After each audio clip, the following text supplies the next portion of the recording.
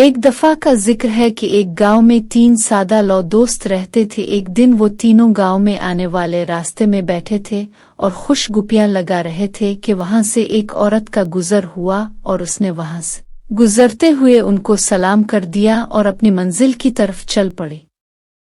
ان تینوں میں یہ بحث و تکرار شروع ہو گئی کہ اس عورت نے مجھے سلام کیا ہے۔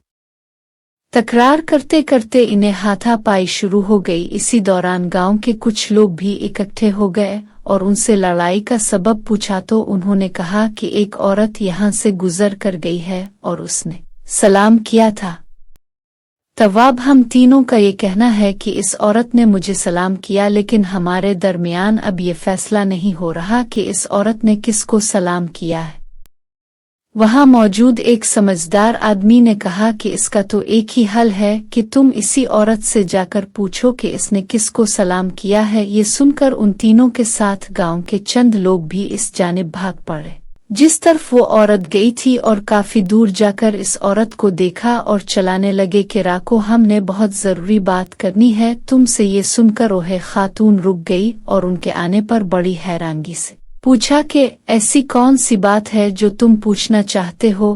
تو ان میں سے ایک بولا کہ ہم تینوں دوست اس جگہ پر بیٹھے تھے کہ تم نے ہمیں سلام کیا تھا، تو بتاؤ کہ تم نے ہم تینوں میں سے کس کو سلام کیا ہے؟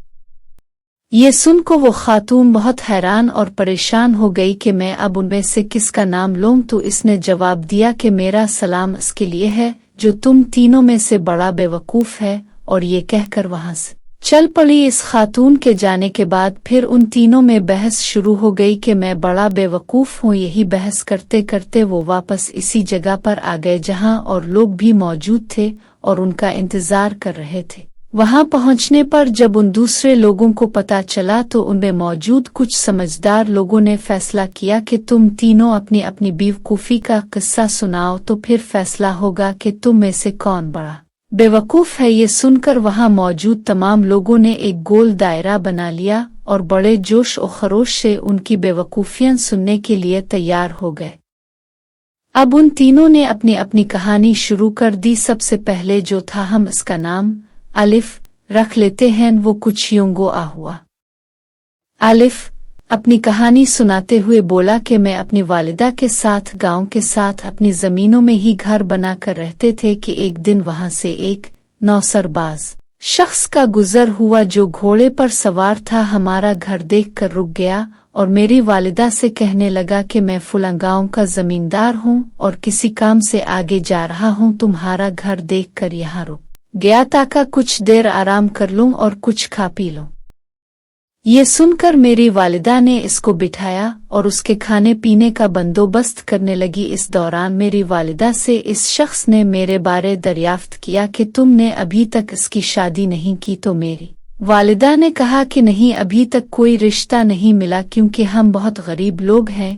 یہ سن کر وہ شخص بولا کہ اماں جی، تم فکر مت کرو، ہمارے گاؤں میں ایک ایسا گھر ہے جو تمہارے بیٹے کو رشتہ دے دے گا۔ یہ سن کر میری والدہ بہت خوش ہوئی اور کہنے لگی کہ بس تم جلدی سے ہمیں الف سے ملوانے کا بندوبست کرو اور میرے بیٹے کی شادی کرو۔ ادو تو اس شخص نے جواب دیا کہ تمہیں میں نے اماں کہا ہے تو یہ میرا بھائی ہی ہوا، تم فکر مت کرو اور تمہیں ان سے ملنے کی بھی ضرورت نہیں ہے۔ بس تم نے جو کچھ تیار کیا ہوا ہے اپنی ہونے والی بہو کے لیے وہ سب مجھے دے دو، میں اسے دے کر بات پکی کر لوں گا۔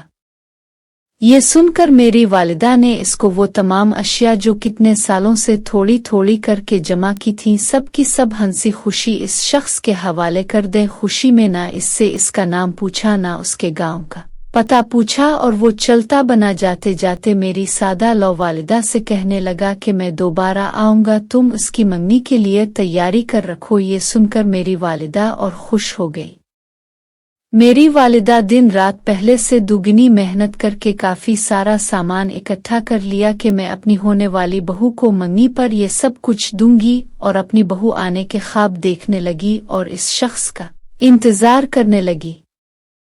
خواب دیکھتے دیکھتے سال کے قریب وقت گزر گیا تو وہ شخص دوبارہ وہاں آیا اور میری والدہ کو مبارک دی کہ مبارک ہو، میں نے تمہارے بیٹے کی بات اس گھر میں پکی کر دی ہے اور اب منگنی کرنے کے लिए जाना है तो तुम लोगों ने जो सामान बनाया है वो मुझे दे दो और जल्दी दो, मैंने वापस जाना है।